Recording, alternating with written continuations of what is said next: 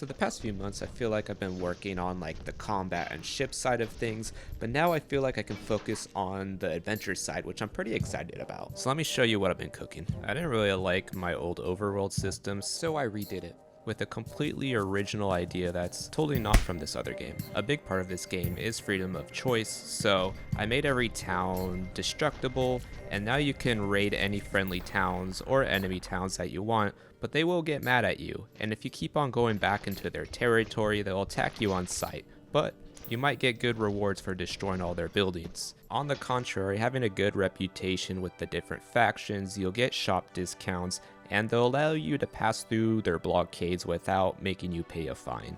I added a day-night system, and then every time you rest, you can get some HP back for half a day, but every time a day passes, enemies do get harder. In addition, there's now a weather system.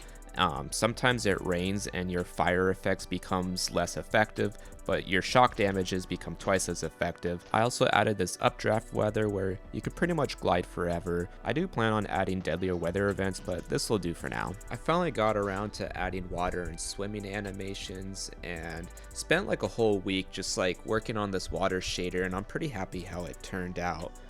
The cool thing with water now is you can throw like poison into it and then it'll give you a poison effect, and then you can also throw some shocking abilities into the water and then it'll shock other enemies. I started thinking about like the basic goal / story of the game, and I settled on this like zombie blight that's been spreading throughout the world, and your goal is to get strong enough to kill the 4 demon entities. Every turn they wander around the map and slowly corrupt more of the land.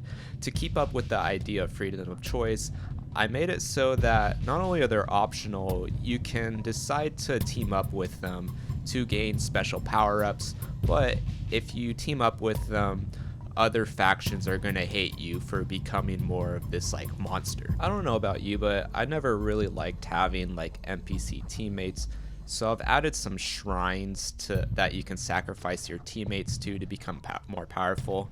I also added like this zombie shrine where you can transform your regular teammates into zombie variations who are way more stronger, but they'll attack innocent people on sight, causing more people to hate you. I want to release a demo by the end of this year, and I feel like I'm getting kind of close. Here's a little map of like where I'm at so far, and I think it's doable, but at the same time, everything takes 3 times longer than I expect.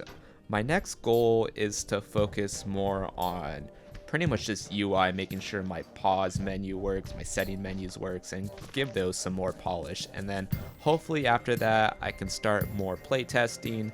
And then after that playtesting, I'll start to get more into like Steam demos. But yeah, I feel like I've been making good progress, and thank you guys for tuning in.